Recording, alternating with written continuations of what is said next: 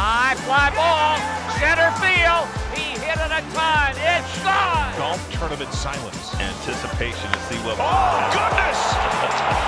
That ball had a family! Welcome back to High Sox, episode 17.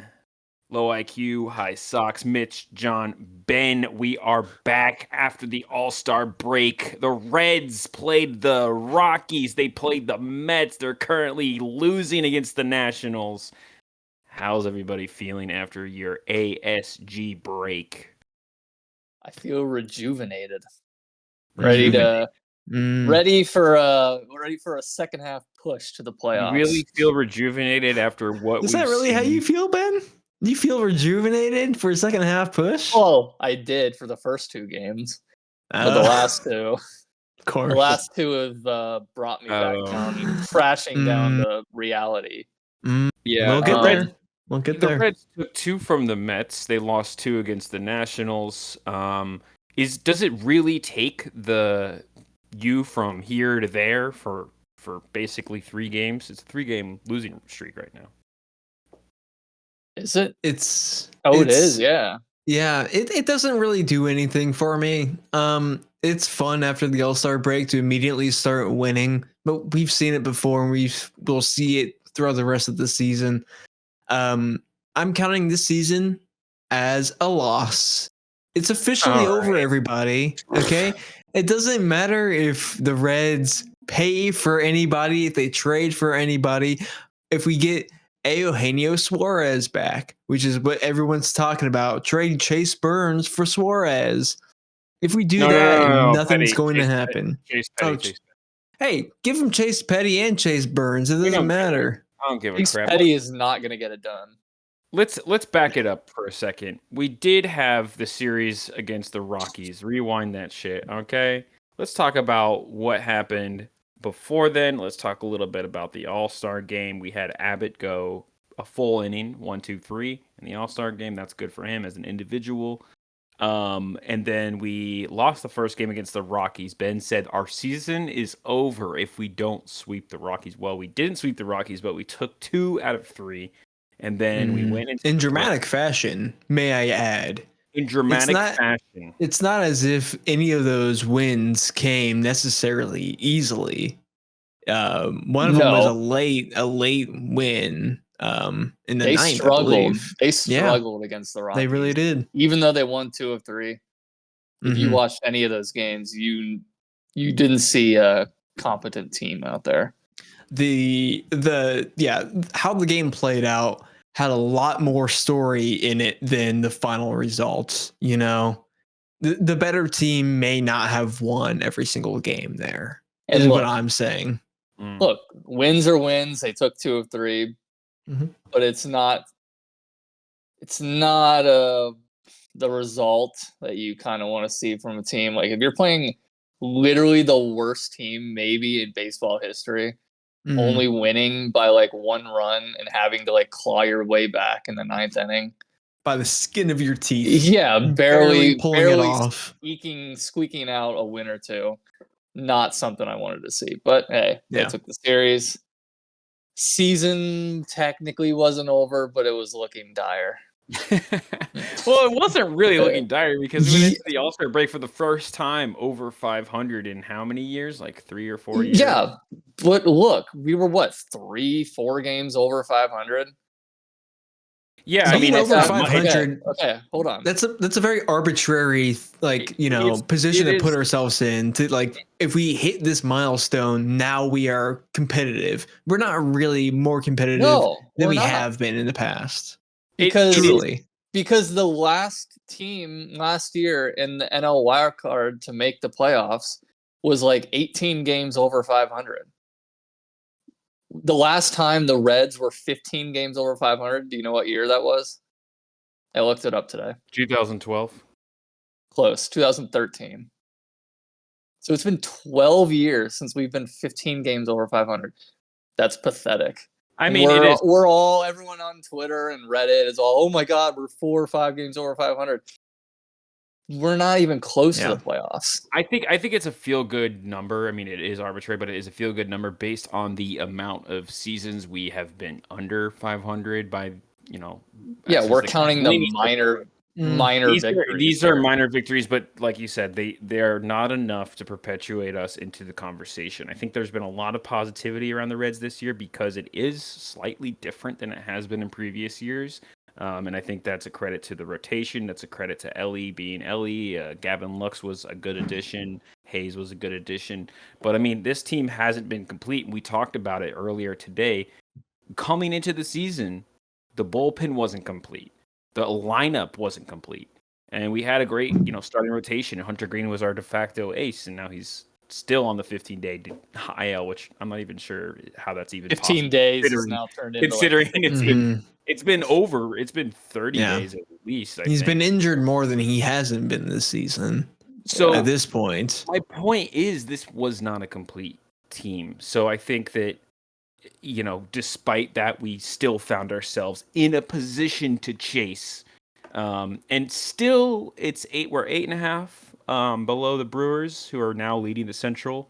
And a smart person could say it's still possible, but a smarter person would say that it's improbable considering this team's makeup, and especially considering that we don't feel, as a group here, don't feel that optimistic going into the trade deadline. I think the deadline ends, what is it, June 30th? 31st. July 31st? Yeah, we're within 10 days now at this point. And I mean, I want to talk about the trade deadline a little bit because it does factor into the conversation about how the season will go for the rest of the year here. And any rumor out there that is saying that the Reds are buyers, that the Reds are going to, land some big key positions here at this deadline, it's just not happening. I'm sorry to say it, but like, if this is your attempt at like trying to like generate a headline for Cincinnati fans, it's going to work for a lot of people because a lot of people are seeing us out there above 500 and saying we have a chance. This is something that we're like possibly edging uncharted towards. Waters. Yeah, honestly, but I know this ownership better than I know the team, and I know that nothing's going to happen. And if something happens, it's going to be a drop in the ocean compared to every other transaction that happens before the deadline. It's going to be nothing. I do want to say that I think here we are going to be buyers. I feel very confident about it. It doesn't matter how the rest of this series goes with the Nationals, even if we do get swept, which would be our first sweep of the season. I think we will be buyers. But to your credit, I think it doesn't necessarily mean it's going to be a heavy hitting deal. It simply means that they're going to try to add. That's it. I don't know what that really means with this makeup of this lineup and this roster and what Krall's decision making is going to be. Maybe it is like a Gino. Maybe it is like somebody who's having a good run in the season as a power bat, or more than likely, it's a few bullpen arms that no one's ever heard of who are rocking a 4.5 ERA or something on the season. So. Yeah. I'm not saying that we're buyers because of the caliber of people we're going to be signing. I'm saying we're buyers because I think they're going to try to add and perhaps try to make some sort of difference here in this season. Maybe it's a little bit of placating the fans a little bit, or maybe it is like, okay, what if we shore up our bullpen and we do one little thing without making a huge risk or a huge splash? Could that make a difference? I think they're lying to themselves if they say that. But regardless, all things kind of point that way.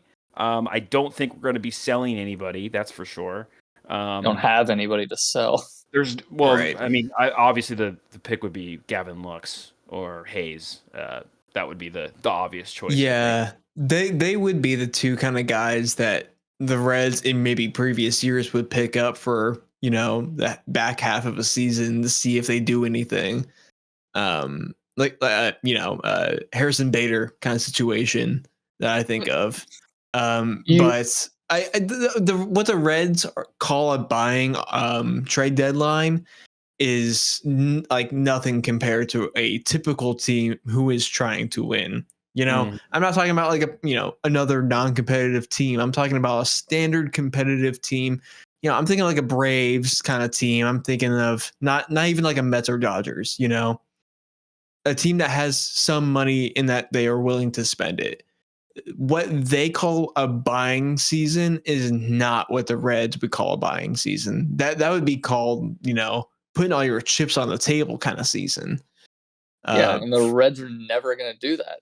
They've already No. been vocal in saying that they're not going to deplete their farm system. They plan on holding all their assets and building for the future. We know that's their plan.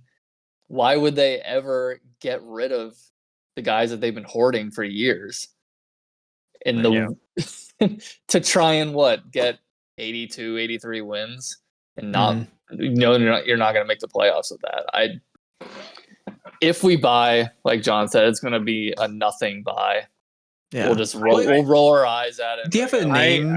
Do you have a name, Ben, of like a player that like this is like not maybe it doesn't have to be this exact player, but this caliber of player that you would expect the Reds to buy this trade deadline? I mean, it's not really a buy anymore since he was he dropped from the Yankees, but DJ LeMahieu, that's like a kind of guy that I would expect the Reds to pick up. Really cheap, old, was good 5 years ago. Yes. It would be a name that would get people to go like, oh wow, DJ LeMahieu. Anthony Rizzo. I'm still like holding out on that. I still say Tim Anderson, but I think all these make a lot of sense. Honestly, DJ LeMahieu makes sense. Lewis Robert from the White Sox. I mean, he just got his average over 200. People are saying that he just needs a change of scenery.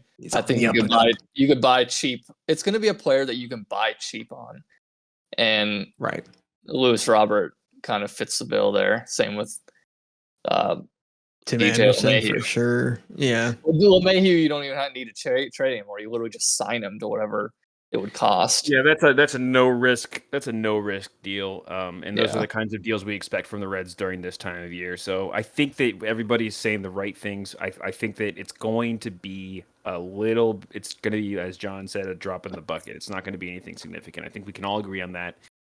Maybe Ben thinks we're gonna sell. I'm not exactly sure what. I think they're just gonna stay put and do nothing. I find it very hard to believe they'll do nothing. I think they're gonna do something. Okay. I don't think it's gonna be anything more of a break even.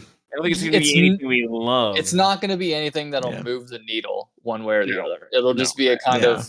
It'll be a nothing deal. Yeah. Here's a bet. Will we see the word cash considerations in any of the trade deals that the Reds make at the deadline? Oh, every single one. Yes.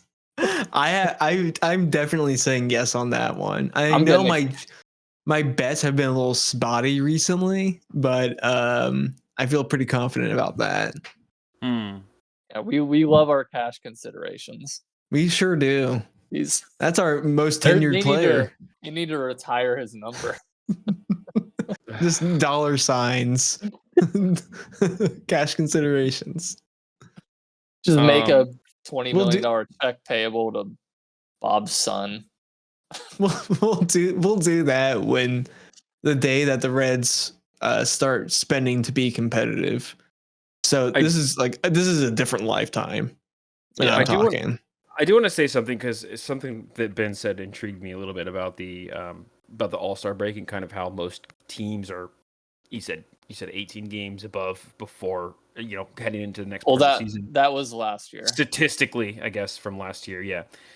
So I do want to make a point, and this is just kind of devil's advocate, but I think the 2022 Phillies are a good example of a team was mediocre after the All-Star break who turned it around and went to the World Series. And this is obviously one example. This doesn't really describe the like a reality or a trend or anything by any means, but with their first series after the All-Star break, the 2022 Phillies were 49-46. They were swept by the Pirates their first series out of the All-Star break. So they were only 3 games above 500 after that first series, and we're 2 games above 500 after our first complete series. So there is a little bit of a parallel there. So I think it is possible to be in this circumstance and make a run. I don't think we have the personnel or the GM to make those deals happen. That can get us on track for a big run moving into the second part of the season, especially because the Phillies in 2022, who made that World Series, signed Syndergaard, Robertson for as a relief pitcher, Edmundo Sosa, and center fielder Brandon Marsh. These are like massive deals. And then they released some guys. They released Didi Gregorius, and they started Stott at shortstop after that. So everything just worked out with Stott coming up, the Syndergaard deal, Robertson deal. It was like a real splash that happened for the trade deadline for those 2022 Phillies. And that is something that the Reds could use, especially because it clearly wasn't out of reach for them to make a run at only 3 games above 500 after their first series coming back from the All-Star break. So I think it is possible to turn the season around. It's not hopeless right now. Yeah, of course But it is. we know this ownership group. We know Nick Krall by this point, and I don't think anybody here thinks we can make the World Series or even a berth into the wild card with this current construction of this roster. It is possible to happen if you give it a little push, but what we've reiterated over and over again is that it's probably not going to happen that way. They need to go on a run, like win 20 of 25 games. We haven't seen that once all year. Like they just it's win 3, lose 3, win 3, lose 3, win 4, lose 3. Like they just can't get a good run going. And I think a big thing that's missing with the team is they don't really have any leadership. Like we've other than Tito, I mean, he's the manager, but you need like leadership as a player, like Avado, and like you were mentioned with the Phillies, they had Harper. I bet he was a major asset in like really refocusing that team and just talking to the guys, letting them know like this is what we got to do. We don't really have that on this team. Yeah, we've definitely, this has been a very, very common thread with this team that we've talked about several times, that we don't feel like we have like a real clubhouse leader or a real. I mean, this is all very like abstract, I think, to talk about it this way, because I don't really know what's happening in the clubhouse. None of us really know what's happening in the clubhouse or what that looks like on a major league roster. People say that it matters, and it does. I think it does matter, especially if someone's wearing the captain's band, which we haven't had a captain since Barry Larkin, but like, wow, which is just insane. But I mean, I think it does matter. It's one of those what's it called, intangibles. But I don't know. I mean, is that why we're 52-50? Is that why we lost the series against the Nationals?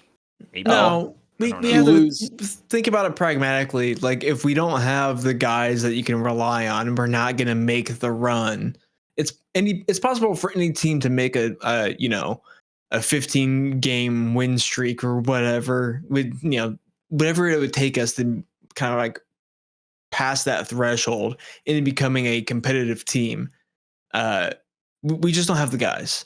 I mean, we were relying on like CES not that long ago, before he got sent down. We were relying on a bunch of guys that, like, we say in the back of our minds have a lot of potential, and that like they could. And we're still doing that. We're still doing that with McLean. Honestly, if we're all just like speaking frankly with each other, Matt McLean's kind of like past the point of no return for me, where he is just not the guy. He's not a guy to be like in the top 3 of your of your lineup. That's too vital of a role to give out to somebody who was good 2 years ago. And I love the guy, and I wish that he was there, but it's not happening. I mean, at least not this year. At least not this year. I mean, maybe next year. We need to like cut our losses at some point, and we need to make a move. But the Reds are as analogous to Congress as any other team. They're just going to sit there and wait for something to happen to them, honestly, before they make any sort of reactionary move. Really good comparison. Yeah, I think so. Something that is different this year is that we are taking those losses and we are shedding the dead weight more than I think we would have in the past. Encarnacion Strand, what the frick is his name? Candelario, for sure. Candelario, Diaz. So we are cutting that fat. We are cutting that weight, which is great. But you have to put something in those holes. Yeah, we have nobody to fill it. CES is coming back this season. He will come back. You know that's happening. Yeah. We know that's going to come back. We know that's going to happen. But here's the thing: these are now holes. So going into this deadline, we have become potentially a team with we've become a team with less potential because we have literally removed players from this lineup and cut players or I mean what do we do? Give Alexis Diaz to the Dodgers, or did they pick him off waivers? I think it's waivers. I think yeah, it wasn't a either trade. He was DFA. It was cash or something. I don't know. Either way, he got for Dodgers. So the point is, we are cutting that. That's yeah. something that's happening differently. Otherwise, I think in years past we could have seen a Candelario in this lineup for the rest of the year. It's sort of like the Moustakas thing. Like we saw him for way too long before we finally got rid of him. I think it was before his contract was up. But anyway, I mean, here's the thing: like we are making these changes, but now you have to kind of fill the role. And I think a lot of this is on Nick Krall. I think Nick Krall. I have said it before. I've seen enough. I've seen enough of Nick Krall to know that you can look at the ownership and you can say, well, ultimately they're the ones with the stingy pockets. They're the ones that aren't willing to budge. But Nick Krall has been like designing the makeup of this team for the last 5 years. So it's like, at what point do we say, okay, it's owners, but it's also you, dude. Like, okay, the Luis Castillo trade, that we're still trying to see if that's gonna make sense on paper in a few years, and the we're talking about getting Gino, he was cut in that 2021 like 2019. Oh yeah, was it that? Okay, I was gonna say 2019, but yeah, been gone for a while. Yeah. So I don't know. Regardless, I mean, and then of course these lukewarm additions at the deadline, and so it's like at what point do you say, okay, we need a different GM who is going to actively be interested in making this team better? Because right now we cut the fat. Now what? We have to replace these people. We have to maybe find a replacement for McLean for the time being. I don't know, So I don't know. That's all of this to say that if they sit McLean, that would be like the real signifier to me that wow, we are really going to like potentially make a move here. We are going to go after somebody who is going to be more consistent than a like low 200 hitter in the number 2 spot in the lineup. I mean, that's not going to happen though, because I don't think truly we're going to find someone better than McLean to fill that role. Not in our price range. No. And that's something that Krall can't overcome. I don't care how many people are scouting out, talent, or, trying to like pick people off like AAA teams or whatever. I don't know if we're really going to find any solution without paying money. So I do think it really ends up on the ownership more than anybody. Sure. If Krall goes, I'm not going to shed a tear. But I'm going to know that it's like firing Zach Taylor off the Bengals. It's like that, you know what? I'm not going to be upset. He brought us a lot of good, but he's also brought us some maybe disappointment. Yet I know that nothing has really changed at the end of the day. Yeah. What I want is not happening. 0 playoff appearances with Nick Krall. So you lose him. Who cares? Right. We need somebody asterisk 2020. I know Ben doesn't count that, and neither do I. Nobody does. I mean, we went 31 and 29. For the listener, we don't count that. I agree, but technically, yeah. No. Anyway, no playoff runs. No with playoff Nick runs. Krall. Yeah, Here's the they thing, didn't score a single run in that playoff, I know, by that the was way. ridiculous for Yep. two Games. Two games. Didn't Against score a the- single fucking run. against the Atlanta Braves. Yep. I don't know what else to say about this. I'm trying to put a bow on this conversation before. Yeah, we can move on to the next topic. I think the more interesting thing that's going to happen out of the trade deadline isn't who we get, it's who we decide to replace. If we replace anybody, whether the Reds think that we're replacing somebody, like I mentioned earlier, if we're gonna like go as far as to say like, hey, you know what, McLean, we've given you half a year and you still aren't producing consistently, we're gonna like have you sit like Candy did at the beginning of the season, and we're gonna bring in someone else. That's gonna say a lot more to me than if we get someone who replaces a Taylor Rogers, in the bullpen. Like that to me is gonna be like, no shit, you should have done that, week 2 of the season. That's what I'm looking at. And that's really it's an uninteresting story. And it's nothing that is going to make zero headlines. The only headline after the trade deadline, as we look to record next week, is going to be, wow, I can't believe a team has done this little for, to improve themselves. That's going to be the headline, unfortunately. Or who knows? We could win 6 in a row and all of a sudden we're buyers again. And then Suarez comes back and leads us to the playoffs. I think the consistency is he does Jim Day with Jim Day. Finally, what we've all been asking for years. Yeah, exactly. Get rid of Jim Day. Jim Day's gone. Get rid of him. He's boring in the booth, by the way, but we don't need to talk about that. The biggest deal, getting rid of Jim Day, who doesn't respond to my Instagram DMs. Jim Day's asking the girls he's DMing to take their panties off or something. Yeah. What was that? Was that real? I think it was real. I think it is. Yeah. You're taking your panties off? He was just horny. Who cares? Cut him some slack. He's horny on Maine, though. You can't be doing that. No, of course not. But it's horny just on funny. Maine. No harm, no foul. As somebody who self-ascribes himself as a face made for radio, and then you're going to be horny on Maine, and then go on TV the next day, Jim Day, you got to watch yourself, bud. I like you we're getting as a person here. This is the weeds. This is what the show is all about. Yeah, but I mean, okay. We got a lot to cover here. I was gonna say something. So with Hunter Green out, we've seen a lot of Chase Burns. I am under the impression that Chase Burns is not major league ready. I think that he probably shouldn't be in this rotation. I think if Hunter Green wasn't hurt, he would not be. No, he wouldn't be, but we don't have anybody else, so that's why he's here. I know. I'm just saying that the last few games, he's kind of exposed himself as, sort of a rookie, which is fine. It's just he's not, I don't think, MLB caliber. And every game he started in the past 2-3 games, he just hasn't looked good out there. He lost the game today against the Nationals. So it's interesting to see him come up and, be a guy that we're touting pretty highly, and him going through the obvious rookie kind of slips. But he has a lot of pressure on him to hold down this rotation.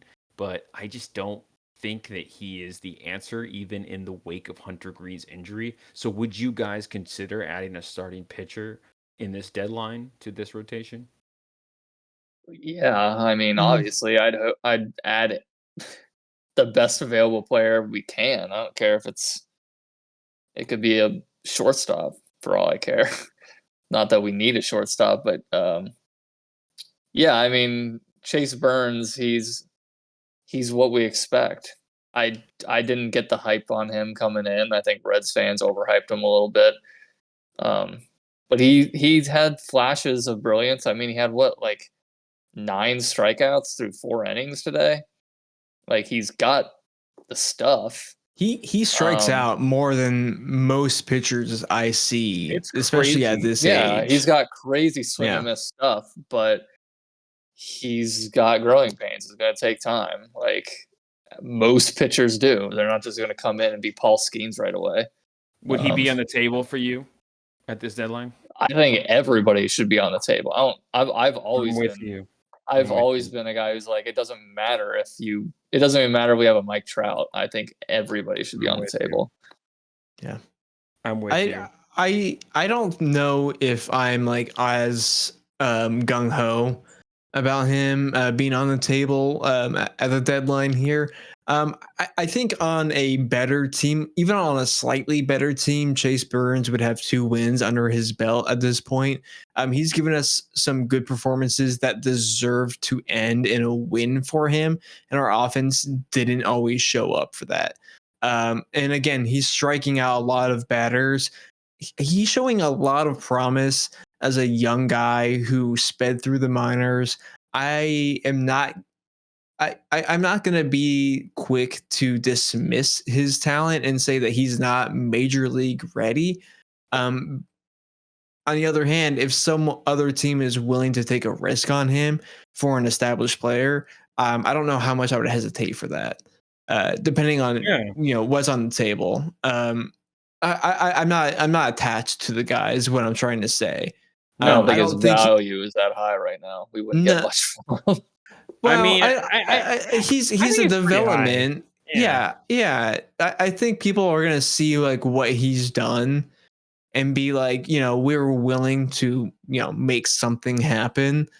Yeah, it's definitely not. It's definitely not gone up since he's made the majors. His value, I'm saying. 22. Whoa! Did you guys know? This is crazy. That Chase Burns was born in Naples, Italy. I did not know that. Wait, what the hell? I was just looking at his summary. It's 6.65 ERA, 2 losses, which take that as you will. 5 games, 21 innings, 1.62 WHIP. 35 strikeouts in 21 innings is pretty crazy, actually. That ERA is also extremely skewed because of that one game where he couldn't get out of the first inning, the second game in Boston. I think he gave up 6. I don't know if it was 6 runs across the plate when he pitched. I don't know if they were all in probably like 5 innings at least, 5 or 6. Because I'm not saying that his ERA would be sparkling without that game in Boston, but it definitely is skewed. And even as a rookie, I'm not going to look to his ERA as his the big stat that is going to define him for the rest of his career. I'm more so going to be looking at a little bit of the eye test, and that for him it's how efficient he can be at striking out batters. Yeah. So I again, I would get rid of him if it meant that we were going to get a key player. If we're going to make a run this year, not happening. It's not happening. Though. It's not going to happen. I think there's a lot of conservatism in this, in the ownership, in the GM department. So I don't think we're ever going to make a move that is super titillating, that involves like a big name or something like that. But at this point, man, fuck it. Like, what are we waiting for? In my opinion, I know it's not going to trade happen. Elly. And this is the thing that needs. This can't be another trade Elly episode. This needs to be discussed. This stuff needs to be discussed. It needs, and I don't care. Like, you go on Reddit and you'll say you're fucking stupid as hell. How could you? Like, you go on Twitter. Like, there's a lot of big accounts. There's a lot of people who would flame you for these takes. But like, these are the conversations that I hope the Reds are having behind closed doors at all times. And I know that we're kind of beating a dead horse. We kind of get into these big generalizations, these big group thinks about what the state of the Reds are and how the philosophy and everything. But I mean, that's kind of what I want to get into every episode, because this is sort of like, I hope that they're at the table and just talking about anything and everything. And look, you look at Elly, he's got maybe 3 years left in his rookie contract with the Reds. They're probably not going to pay him. So do you really think about leveraging him here? Why not? I mean, if it's here or 2028, What's the big difference? You I mean, you if you keep them at least until after next year. I mean, I personally don't want to see Elly go. I'd rather the Reds spend Yeah. $600 million on him. I mean, I would want him to 600 be million. Do you know why? From whatever the so- price is. I'd rather him be here. Of Yeah. course, It'd be But like the thing is, 800 mil. It's not going to be the 800 reason.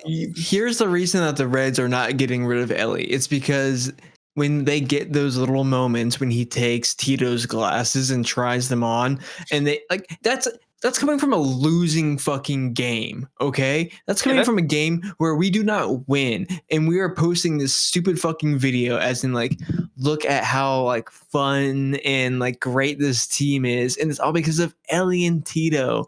It's like fucking peanut butter and jelly. Okay, Do you see that's them the post reason that we have score? him. What's that? Did you see their Twitter post for the final score? No. It was like a screen. It was like a picture of Elly trying on the glasses, and instead of post like where the score would be, it was just like blurred out, as in like you can't That's see pretty it. funny. That's pretty Yeah. funny. Clever.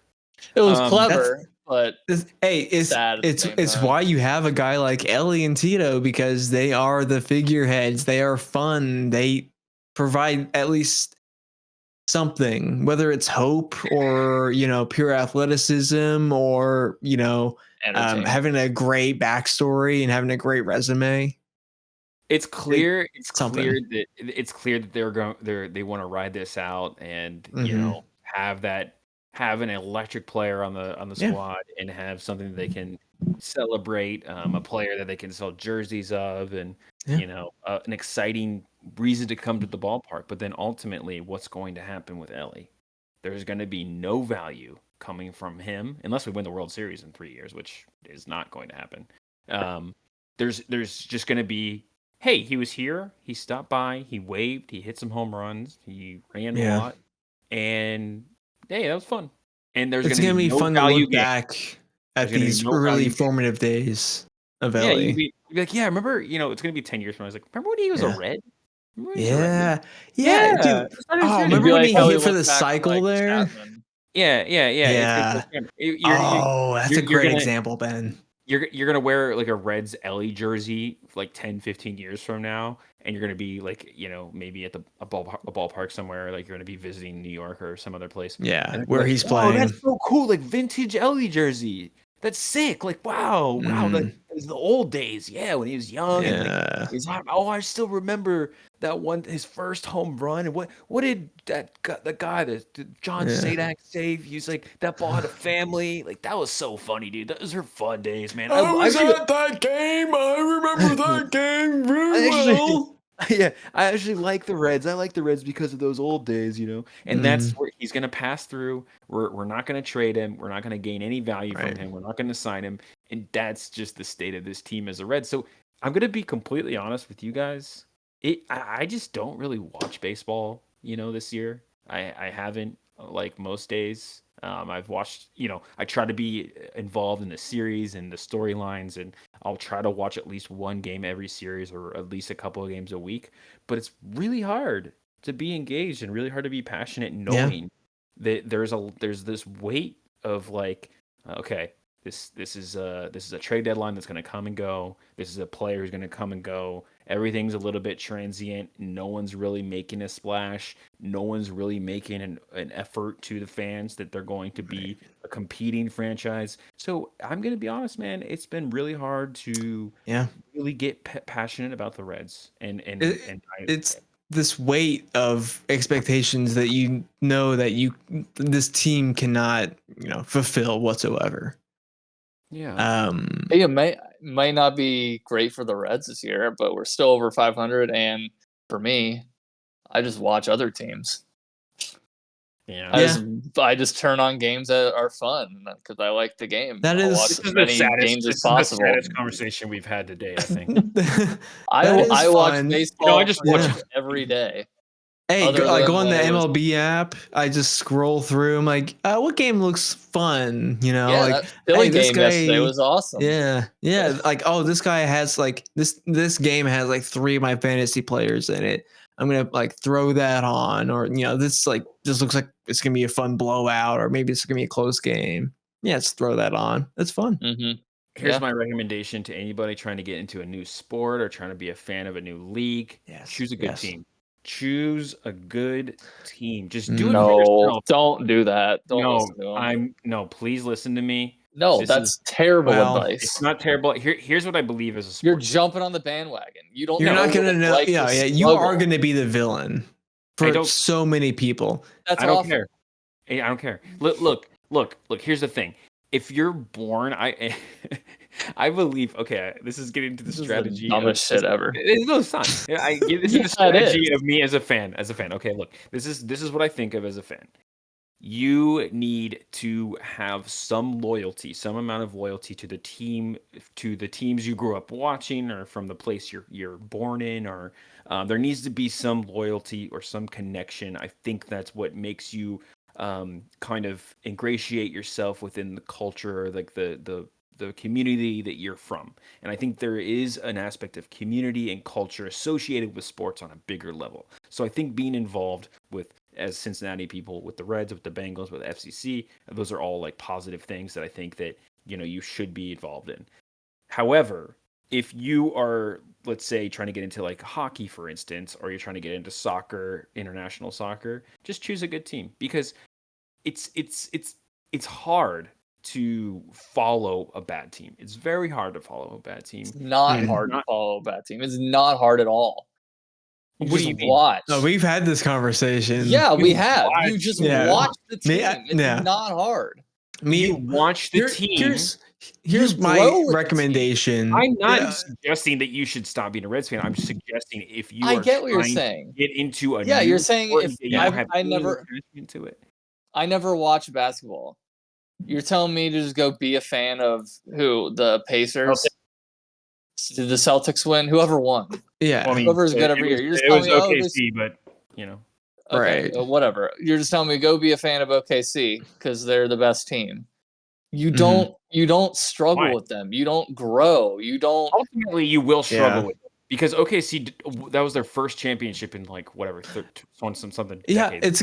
it's gonna be years and years. Here's where I would like differ from the suggestion. I'm not gonna say pick a winning team. I'm gonna say, okay, let's say it's baseball. Spin a wheel. Whatever it lands on, you root for that team if you have no affiliation, unless that team had won their division the year before. If they did, then you have to spin again. Now that's interesting. Because That I agree with You're Ben. such It a just- gambler, bro. I am. It I really means- am. But you like one. I think you need to choose a team based on something, even if it's the smallest morsel of a connection. I do agree with You need that. to find It- something if It you will can. mean so much more to you and be that much more memorable if you are a fan of a team that you've watched your whole life. Try and get so close to That's winning true. and ultimately losing, and finally, after years, they finally do it. It's gonna mean so much more and feel so much better than I'm- just going like, Yeah. "That's the best team." I'm gonna be a Chiefs fan this year. Fuck it. No, I'm no, gonna no, be an no. Eagles fan because I'm they're not most suggesting- likely gonna win. But you already Mhm. watched. It won't I'm not mean suggesting- anything. I'm not suggesting you're Yeah. switching teams or switching allegiances No. by any means, and I'm not. I know and I'm not that, but if I suggesting that weren't you- an NFL fan and I was just like, "Oh, I'm gonna go be Yeah. a Chiefs or an Eagles fan," they don't know what it's like to lose. Yeah. It's like And but I you going to remember- a Patriots- already know what it's like to lose as a Cincinnati fan. I remember being why- like why watching that protect Super Bowl yourself? with you, hand on your shoulder as that Yeah. final pass goes incomplete in the Super Bowl. Yeah, it was a tough- We watched those games, every single Yeah. playoff game. We were like, I'm pretty sure we were there every single playoff game, watching it Yeah. together. That was Yeah. a journey that we took. I Mhm. And if cried we after the Chiefs game tough. Yeah. when we won Oh, the no, yeah, AFC like tough AFC beginning. AFC division. Tough When- beginning of that game. Hey, we got P Ryan back, by the way. That's why I make all the Cincinnati fans out there. That's crazy. Simon J. P. Ryan is back in Desmond a Bengals Ridder. uniform. Desmond Ridder, Cincinnati. Fuck Pride. Desmond Ridder. I don't give a Backup Desmond quarterback. Ridder is the NFL equivalent to what the You Reds see. are going to do. Okay, You see, the Reds are going to sign a Desmond You Ridder. This is Okay, bullshit. Fuck Anyways, Desmond Ritter. don't jump on a bandwagon. Bandwagon fans suck. That's all I gotta say. If you true. if you have no attachment, It's true. for instance, if you're watching Premier League soccer, you guys don't follow Premier League, right? So why not just choose Liverpool Are they the best team? currently, or you could choose Why? Man City? No. Why? I have no attachment to them. Okay, then okay. The morsel of I mean, attachment. just Where do you go, find the morsel like- of attachment from within this regard? Here's what you're saying, Mitch. You're saying that if I want to feel something good, I better just like drive to an alley and get a prostitute and pay for some like meaningless cheap sex. What me and Ben are Or saying go is do that heroin. yeah, what me and Ben are saying is that we need to find someone who's going to fulfill us long term and make gotta us feel work for good. it. We have to work for it, Okay. or not What if- this like what if he fucking already fling. have two teams that make us do that. So like, why add a third? You know. We're not talking about ourselves. We're talking about a random fan out there. We're talking about somebody who has no affiliation with any team in a given sport. Why do you think I chose the Leafs? The Leafs get to the playoffs. Well, you like the Blackhawks too. They're my number one team, but since the Yeah. Blackhawks are like in a massive rebuild right now, I was like, Mhm. I want a second team to cheer for. You So all I have a picked second team. Leafs. Yeah.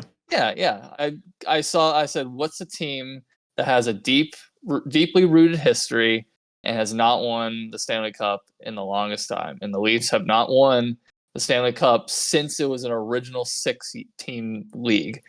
And 4 of the 6 teams made the playoffs. Have they ever won a Stanley Cup? Oh yeah, they have like 11, but it was all in the original 6 era. So there was only 6 teams in the league. And like I said, 4 of the 6 teams made the playoffs. I got you.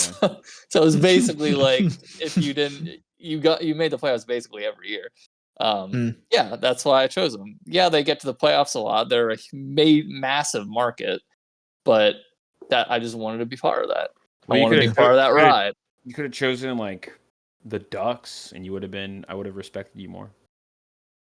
They Sorry. feel like the Bills of the NHL, where like they are consistently in That's a good way the to put it. conversation, but not doing anything super meaningful. And I like Yeah. the Bills. That's my second team for the NFL, and not because of how like consistently good they've been.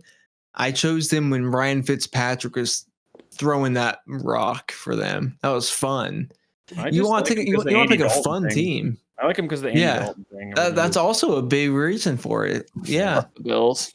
I hate them. Fuck I don't- you. I don't hate the Bills by any means. I don't hate them at all. I'm leaving. I'll go to Buffalo and I'll myself like jump on a folding table. I don't that'd be care. fun. I'll you be could there. You could probably wear an Andy Dalton jersey to Buffalo, and they'd be like, "Cool." I'll buy a Fitzpatrick Bengals jersey. They'll love it. That's crazy. A Fitzpatrick Bengals jersey is Yeah. crazy. Speaking of Fitzpatrick for the Bengals, do we have time for like? Yeah, let's go. Should we talk about the swing off? Huh? Let's talk about the swing off after this quick break, Ben, because I want to ask you guys. Okay, my battery's at 18% for the 18%. We'll go quick. I was thinking about players who played for the Reds that you may not remember, but they were on the team. So I have just a handful of players who did or did not play for the Reds. I got it. And I want you to tell me if they did or not. Let's do it. Let's see if this is easy. Let's start off easy. Go. Tom Seaver. Yes. Of course, yes. Of course, Mr. Perfect. The perfect game. I think they Easy signed one. him in like the early 70s. Yeah. Maybe it was the late S- 70s. No, it was the late 70s. It was 77. Okay. So 77 after through after their 82. World Series runs. Yes. Easy. Keep it going. Keep it going. Rapid fire, dude. Chase Utley. No. No, You don't think so? No. I know so. Okay.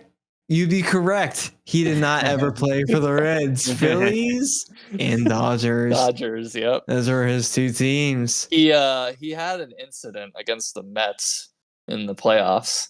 If you guys remember that. As a Philly? The fight? As a Dodger. He As a Dodger. slid it was into I forget who it was. Yeah, it was A late slide in the playoffs. yeah, who was that? It was at second base, right? Mm-hmm. Was it Yeah. Wilmer Flores, maybe? That sounds right. It I was forget. 2016 Either 15 or 16, yeah.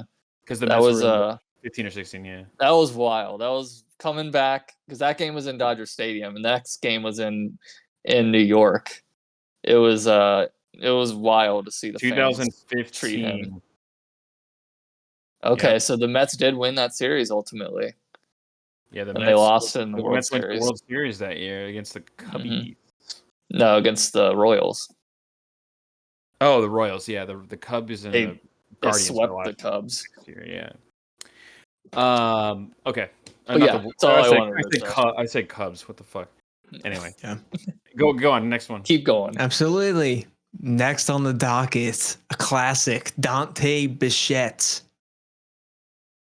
Dante Bichette. I don't think so. I'm gonna say no too.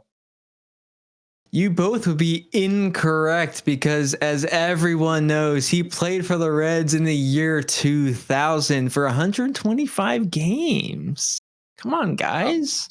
Was he like? I thought you would know he was known that. as a Blue Jay.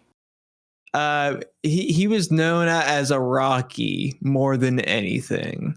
He played Dante for Bichette. the. He played for the Rockies. He played for the Anaheim Angels, and he also played for the Red Sox. Now I know.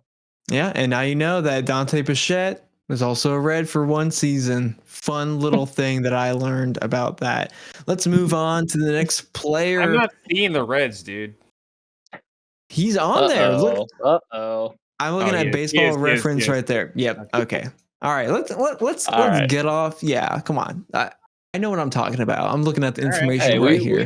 We need a fact checker in here. All right. Yeah. I'm the fact checker right here. You can't be the fact checker. You're the one asking. Yeah. You're the quiz master.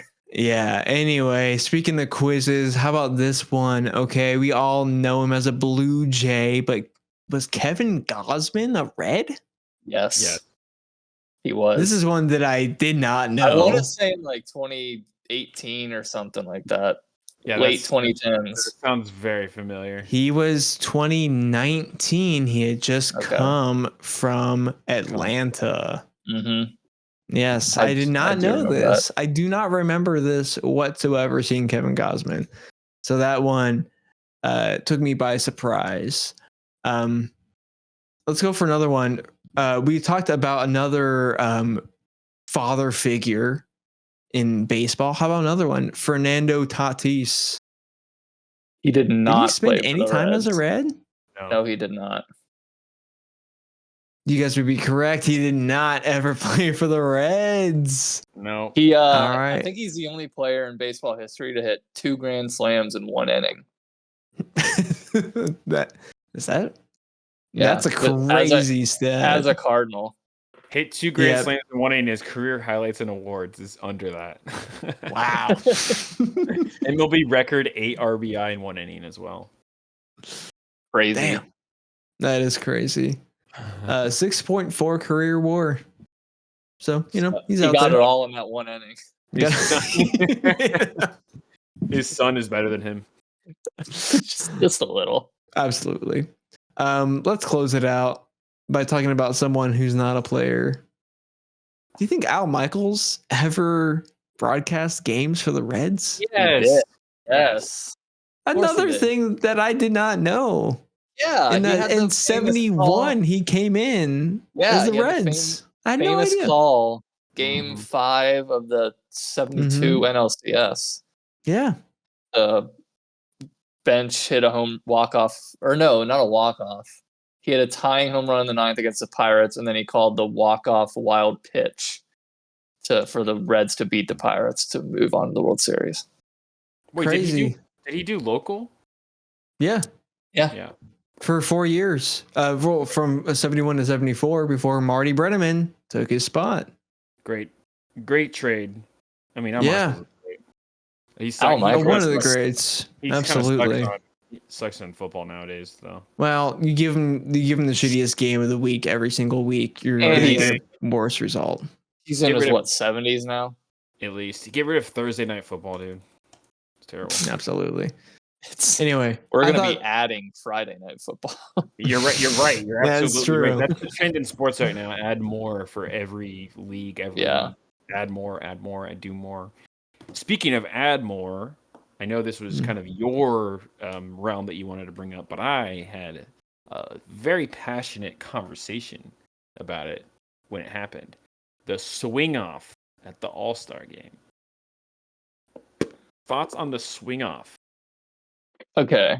I know we talked about this before, and I was adamant in not having it part of the game, but I've thought about it like a lot lately, and I'm kind of like leaning towards accepting it, even though the old school me would not. I if it were up to me, I would not have Wow. it in the game.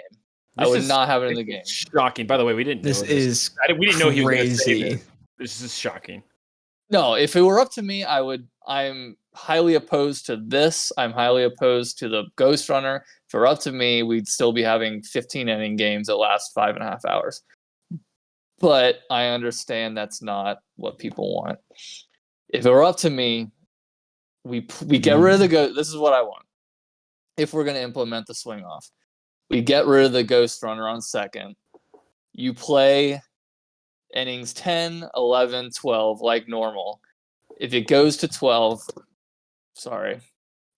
If it goes past 12 and it's still tied, then you can do the swing off. Yeah, That's how I would. we did mention Yeah. mention that. I think we did have a conversation where it was like, okay, 12, 15 innings, whatever the line would be after a couple extra innings, then you go to the swing off, which I think I'm good after 12. completely which- fair. Because 'cause that's I thought that's about three it. extra that's 3 extra innings, so it's kind of like makes sense with the math, you know, Yeah. with the I was divisible by thinking 9. I was comparing it to the NHL's shootout. Diehard hockey fans hate the shootout. I hate the shootout. It's not fun to watch because it's not hockey. Overtime is so much more entertaining. I wish they would just do 10 minutes or a full period of 3-on-3. But they don't. They want to get the game over. They want to get people home. I get it. Shootout sucks, but that's basically the equivalent to the swing off in baseball. It has to. It has to Yeah. come in, and it has to. I'm fine with it. Wow, I did not expect to hear that. Here's the thing. We saw on the broadcast that they made comparisons directly to PKs in soccer, which also has a very contentious debate around it because, you know, it's you take how soccer is played from end to end and you just completely throw a wrench in it by having people line up and take spot kicks, like, Yeah. you know. Well, that's a part of the few- game. a To be few fair, yards is in- that penalty kicks is a part of the True. game Well, throughout yeah, it. there is penalty shots in a hockey game. It's just rare. It's more rare. Yeah. But they're Here's where I draw the line is that, and I didn't watch the All-Star game this year. I forget what I was doing. I was not doing that. But the person throwing the ball was a part of the same team as the guy hitting. So it's basically like a home run derby-esque situation. That completely removes the competition aspect. We are no longer talking about, is this team playing against this team? It's, will this one player hit a home run more than this other player? Which is, I guess, a competition, but it's not a competition between two teams. So we're completely removing that aspect of the game. We could be watching these two things happen in different stadiums, and the result would be the same, right? That's where I draw the line, because at least a penalty shootout is one shooter versus one goalie. Same in hockey, you know, 1v1 from one team. If there is a solution to this, which I think is a solution that's not explicitly necessary right now in baseball, I feel like the Ghost Runner is kind of handling the extra innings thing decently well. Extra inning games rarely go past like 12 innings anymore. It'd be a way to like reduce the number of players on field. You know, maybe you only get like 2 outfielders and like 3 infielders. I don't know. I'm just spitballing here. But like Wow. I'd rather have that because that means more pass balls. That means more contact. Like you hit like any contact with the ball, you're more likely to get a hit. Kind of like 3-on-3 in the NHL. I mean, that kind of aspect of but it. if That I like more. But if the pitcher's from the different team, like then you're just playing baseball, basically. Right. Well, it's a flaw in the concept itself. Is that I think the swing off is stupid. Okay, so you're basically saying let's continue to play baseball. Yeah, absolutely. Yeah, I think the swing off is fine for the All-Star game. I don't care. The All-Star game doesn't make a difference. But we're all talking about the Logan Webb quote where he's saying that, oh yeah, my group chat of all these pitchers from different teams, we all like the swing off. We all wish this was in the game. You know, we fucking love it. We're like getting rock hard over the swing off. That's what we're all kind of like having this discussion about, because no one would care about this if that story didn't come out.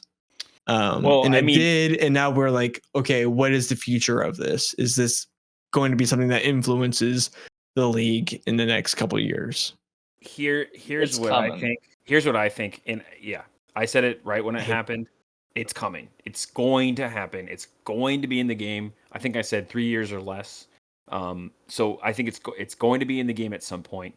The thing is, it couldn't have had a better debut, honestly, with Schwarber hitting his bombs, and he had like one pitch left to hit a home run, and he did, and everybody on the National League side went crazy. Like all the players were out of the dugout going nuts about it. So it couldn't have had a better debut. I don't know how the fans really took it in the stadium. I don't really know what the fans were. The fans are what? The fans were pretty sparse at that point. Oh, okay. Well, really? For an All-Star game? Yeah, they can't stay till the end. Patchy. Well, neither did Shohei or Judge. They both left. They had their street clothes on out of the stadium. Really? They were on a plane when they were gone by the third or fourth inning. They were probably in the shower or out of the stadium by that point. So yeah. A lot of people don't take it. I mean, which makes sense. Like, you're having a monster year with Judge and Shohei. You don't want to fucking ruin it with this game. But besides all that, so I think it had a very big launch. Anything the MLB does that is like, oh, we're just doing this in spring training, we're just doing this in the All-Star game, has any potential to be included in the main game. So in a main season, regular season. So I think it will come. It's going to happen whether we like it or not. My opinion about it, I mean, I don't hate it. I don't love it. I would rather, like, I think we've talked about this. I hate having the Ghost Runner. I would rather get rid of the Ghost Runner and go till the 12th inning and then do the swing off, like Ben was saying, because I think the Ghost Runner makes it so it just I don't know. It's maybe a little bit too predictable. I don't really have any issue with it. It doesn't add any like suspense, really. Yeah, because you're like, this is more times than not. I'd love to see the percentage on it. It's probably not more times than not. I'm guessing it's probably like high 40% or maybe close to 50% that runners come in across at some point. So, but even like if you don't get the runner across, it is. If you don't get the runner across, it's basically lose. Like if the top of the inning team doesn't get the runner across, you know you're gonna lose pretty much. It's just. It's also just not fun to watch. I don't know. It's too early to introduce into the game. So if you go, let's just keep saying 12 because it's another additional 3 innings. So if we go to the 12th inning, you add the Ghost Runner in the 12th inning, fine. If you add the swing off in the 12th inning, fine. I think that would make the game a little bit more digestible and give you the benefit of having some extra baseball without trying to end it like that right after the 9th inning. So I do agree. Let's implement some of these features that make the game faster a little bit later on. They kind of wrap it up when it starts to feel a little bit excessive. The swing off is weird, but we see a lot of sports do this. And it's coming. It's coming. The robot umps are coming. The swing off is coming. The That I challenge, hate.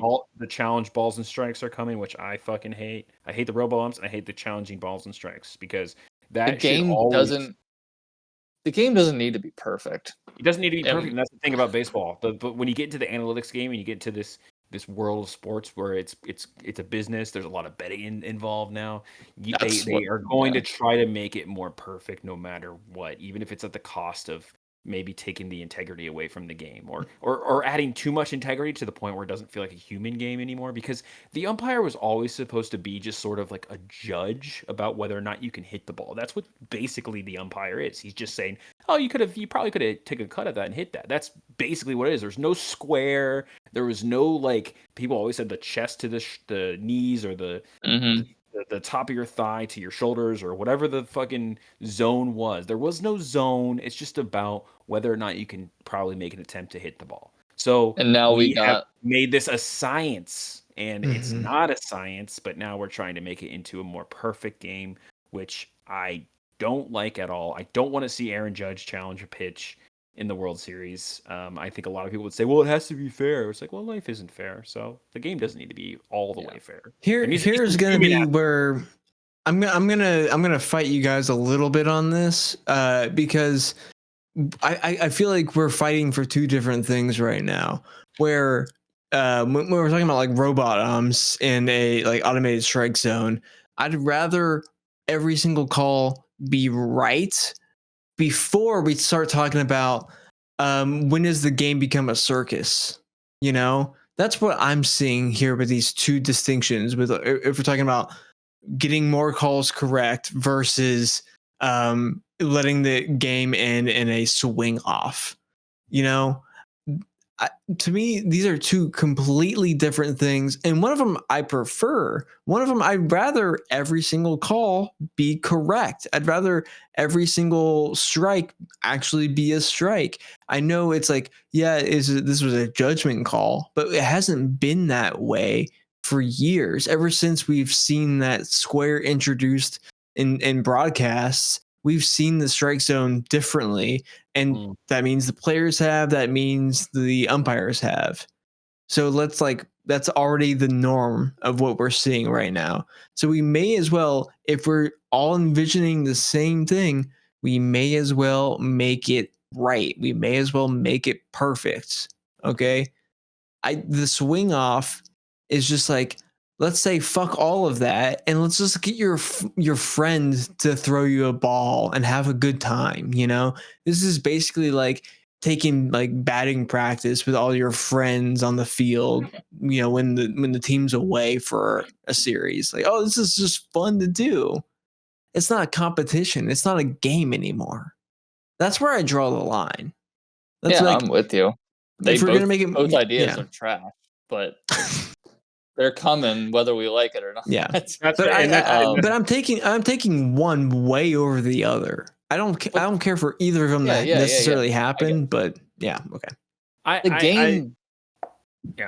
No, go ahead. I was just gonna say, you know, I don't really love the swing off, but I see where they're coming from with it. I just don't think it should be implemented like right after the ninth inning. It should be kind of like, you know, extra time. Like, I'm just trying to equate this to soccer because it makes the most sense to me. So, you know, you do the full game, you do extra time, which is the equivalent to extra innings. You know, you play 2 15-minute halves, and then you go on to PKs after that. So I think that's fine if you have this intermediate period where you're playing extra innings and then you go to the swing off. I don't think it needs the ghost runner on, or the Manfred runner on second base if you're doing this model. You take one or the other. You put the runner on second after the 12th inning, or you do the swing off. One of the two. As far as the zone goes, you know, I don't think it needs to be perfect. But what Ben was just probably about to say, the game is going to change whether we like it or not. It's going to move without us. If we're on board, we're on board. If we're not, it's going to leave us. It's going to leave us and the fans and former players and say, okay, well, you grew out of the game. You're not, you know, it's going to keep changing. It's going to keep evolving. Every sport is adapting massive amounts of technology. I think the NFL utilizes the most technology in any sport, probably tennis and soccer, tennis and maybe basketball or cricket being a close second or third. as far as technology and challenging calls and things like that. So it's coming. Technology is going to be in this sport because of analytics, because of betting.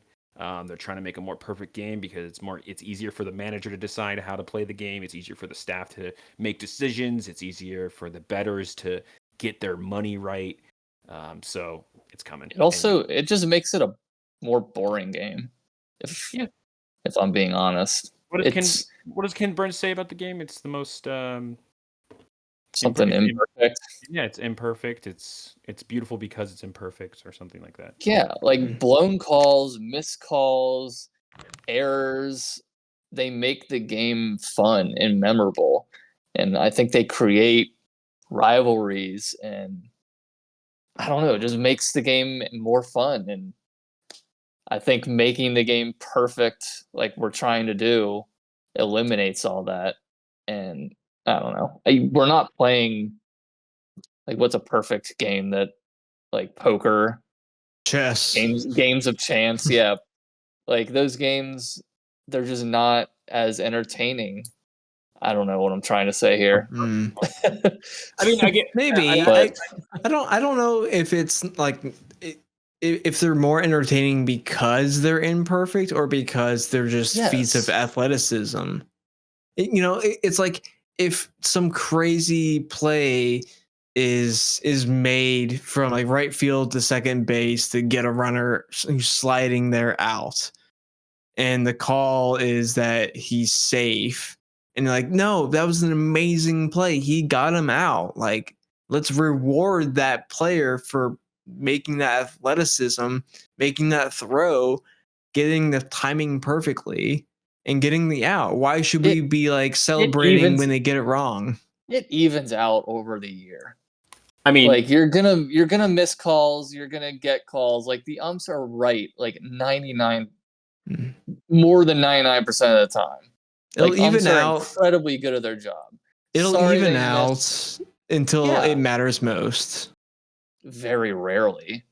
Very rarely, yeah. Like, very, very rarely. I don't necessarily think that errors or the human element makes the game more fun. I think what makes the game more fun is the fact that you're not being distracted by all this technology being implemented or a challenge call as a strike or a ball. It also ruins it makes it more cumbersome, and you're adding things, and that's what I'm kind of thinking about. For me, it ruins the moment. It's like imagine it's like bottom of the ninth, Game 7 of the World Series, and you think you struck them out. Your whole team celebrates, thinking you got the strike, and then the guy's like, "Oh, hold on a moment, that already happened. Yeah. We gotta review it." Yeah, that already happened. Yeah, all the fans have to stop and stop celebrating. All the players have to stop. And it's like, oh, sorry, that was a ball, and you got to go back. It just ruins the moment. Sorry, fucking goddamn it. No, I mean that already happens. They do slides at home plate, Yeah. I know. I'm not a fan of instant and replay. tags them, and then we do the home plate tag, and then in soccer, it's even gotten to a point where it's like you really have to wait like a minute or so until the goal is confirmed, because we can't really celebrate right now because maybe there was an offside or maybe there was a foul that wasn't caught, so VAR has to review it. So it does kind of take away a little bit of the chaos of the moment, which sucks. But then ultimately, it's getting calls right. But then it's like how, I would trade like a Reds World Series. I'm being honest. I would trade the Reds winning a World Series over like having that stuff implemented in the game. Like if it was either have that in the game or the Reds win the World Series, I'd take away the Reds. Or like a Bengals Super Bowl, because it makes the game fun. It makes it entertaining. This game's all about being entertained. So, like the one thing I can think of to add to all this, and then we can move on if we want to, unless you guys have something else. No. But the one thing I think about is that I don't remember when a call gets overturned because they got it wrong and now they're correcting it. I never remember those moments, but I remember moments when they don't get a call right. If we're talking about Bengals Super Bowls, and it's like, okay, was there a holding call in some of these plays, or like, they throw a flag when it like maybe didn't need to be there, and if like we watch the tape over again, like, yeah, maybe there's not a call. So it's like, if we can make those moments happen less, because when they happen, they are detrimental to the game. They do ruin the game. And I think football is an easier example because one blown call can completely change the outlook of how that game is going. Baseball is a little bit more intricate. It's it's more of a marathon than a sprint. Yeah. So it doesn't match up perfectly with that analogy, but it is there in some regards. I think when something goes wrong, I feel like, again, it's more noticeable. People are going to remember that more than if they just got it right. Yeah. I think refs and umps, if they make a bad call, they're going to make it up later on in the game, whether it's deserved or not. They do that all the time in hockey. Like, if a player if they call a penalty for like a high stick that actually wasn't a high stick, 100% of the time, the next penalty is going against the team that just got on the power play. It's just how it is. They're going to even it out. And I think they do that in other sports too. Yeah. It's just, it evens out. It evens out. Blown calls happen. You're going to get rewarded for it back later on in the game or later on in the year. The game doesn't need to be perfect. I don't know how much more I want to say about this, other than the fact that the game's going to change. It's from when we were kids to now, baseball has changed dramatically. From when we were kids to when our parents were kids, the game changed dramatically. So they had a perfect product. But someone else would disagree. So, at that point, the future comes in and they just rip it all apart and say, "No, don't worry, we got this." You can't Technology's here. You can't stop it. It's rolling. It's happening. Imagine everything that you love, but now there's an iPad there. Huh? How about that? That's a great way to describe it, actually. When you see a pitcher, exit an inning, he's just immediately looking at an iPad like a toddler in a restaurant. Why is it always an iPad? Why can't it be like a BlackBerry? Yeah, why can't it be like why can't it be a BlackBerry? A phone or something? They gotta see it blown up, baby. You think Terry can see an iPhone with those eyes? He needs the biggest iPad you have. That's a whole other. We could do a whole episode on technology. And we should. I mean, you can even make the argument, man. This is gonna be blasphemous, and I don't agree with it. But you can make the argument the Astros did nothing wrong. Based on where we're going. But we weren't there yet. That was know. 8 years ago. Mm-hmm. Yeah. I'm just saying, like, with basically, I mean, the PitchCom was introduced like 4 years later, or 3 years The PitchCom is completely different. I know what you're trying to say, but different. But I mean, it gets closer to that aspect of like PitchCom also sucks. PitchCom was an answer to something that no one was really little things asking it's for. The little things, like how, like, I just liked seeing the pitcher and the catcher, like the catcher throwing on the signs, pitcher waving them off. Like, it's just the little things of baseball that make it so great. And then you got a guy on second base trying to decipher, so you got to change your signs. Yeah. Like, it was the mind games between those four players if you're counting the batter. Like, it's just all gone now. And there's like, nah, just press a button. Tell me what pitch you want. How many times do you see something happening with the PitchCom where it interrupts the game? I swear it happens at least once a game, sometimes more, for the same pitcher. It happened today with Chapman. It happened today with the pitcher for the Nationals. It's ridiculous. It's all the time. And for like, what? Bro, one for fast. Like, how do they not like double flash 2 fingers for a fastball? Like, how is that hard to remember? Like, you guys are with each other every day, 162 games a year, like 9 months out of the year. You can memorize response. It's a direct response to the Astros. It's a couple of years late, but it is why. I was gonna say it is trying to alleviate those types of things where people get an unfair advantage through. I understand why it's there. I just It's there hate it. because of it. You know, Mhm. the very last thing I'm gonna say about this, and then we can move on, or you guys can say whatever you want. I got Um, 6% left. The last thing I'll say is, as long, I mean, we can be mad about this, or we could just embrace it, because our society, our world is going to change dramatically, and it's going to get even more unrecognizable from when we were kids going forward, and that's in relation to politics. It's in relation to technology in our everyday. It's everything, and baseball is a facet of that. It reflects life, as Ken Burn used to say. So I think that we just have to kind of air the grievances, and you move on and you accept the game as it is, even if it's not perfect or you'd rather change some things, because it's either baseball or no baseball. And you can be miserable, or you can say, it still looks like the game that I watched, kind of. I guess. I'd like to know. I'd like to pull like fans that watch, say, 100 games a year, 50 games a year, and see what their opinion is on it. Like, I don't care about the people who watch a game or two or just go to the park because it's something to do. Like, I don't care about their opinion. I just want to know what actual like diehard baseball fans think about it. Because I'd be willing to bet most of them would not be on board. Here's the thing about capitalism. Capitalism always wants to grow. Yeah, of even course. at the expense of, And that's the quality. detriment to the game.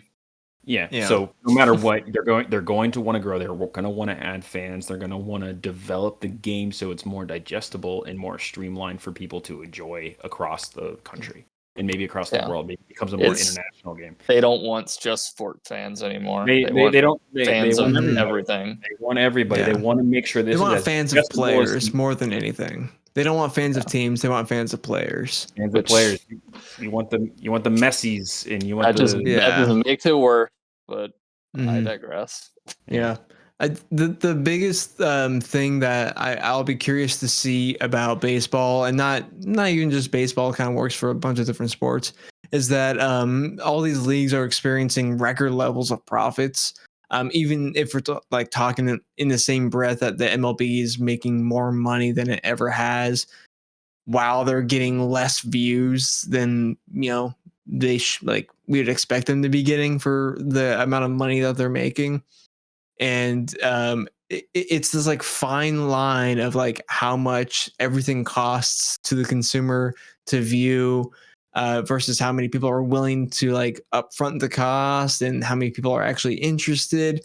I feel like we are at this tipping point where something is going to break, and if all the fans are correct in saying that the product on field is overall worse than it was 10 years ago, people are going to eventually start dropping off in greater numbers now, where it's actually going to make an impact on the profitability of the MLB. And that's not just true for the MLB, it's true for other sports as well.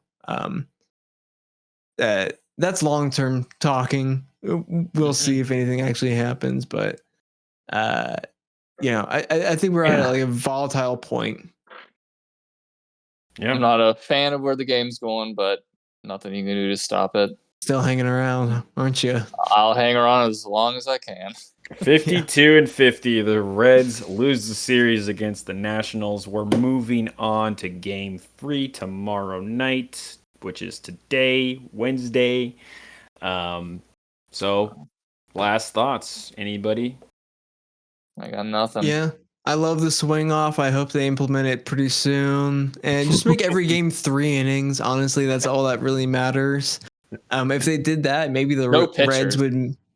Yeah, no pitchers. It's just a pitching machine. No. Just put it on a tee, and then see how many home runs each team can make. The more robots in the game, the better. Yeah. So. Oh no, let's just like press X to simulate the whole season at that point. That way we can just get it over with in an afternoon. And my fantasy league can be over with. Tell me arm strength speed. That's my favorite stat. It is your favorite stat. I want to actually, real quick, what do you guys think about the Speedway Classic jerseys? I think they're kind of sick.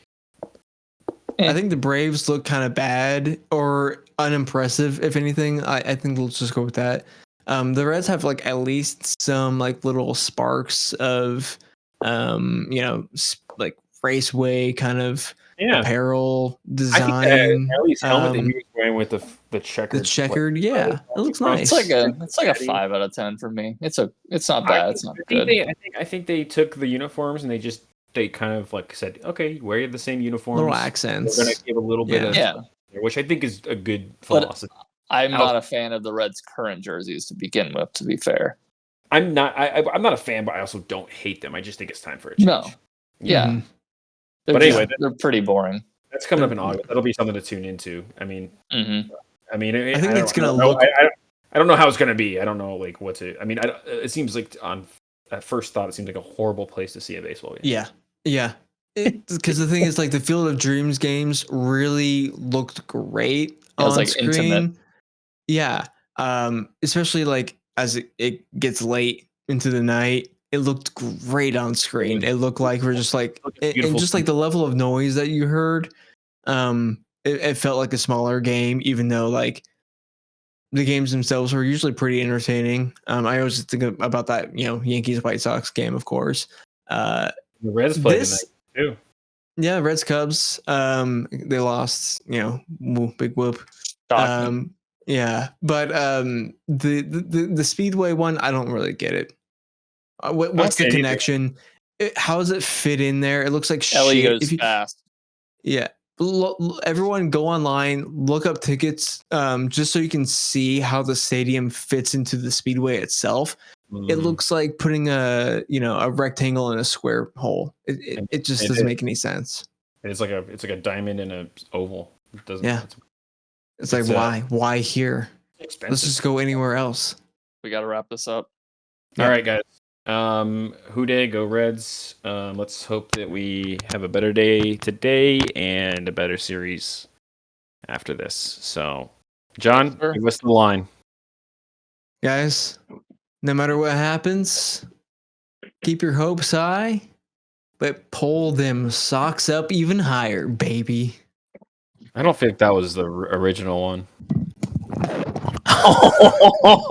Okay, see everybody.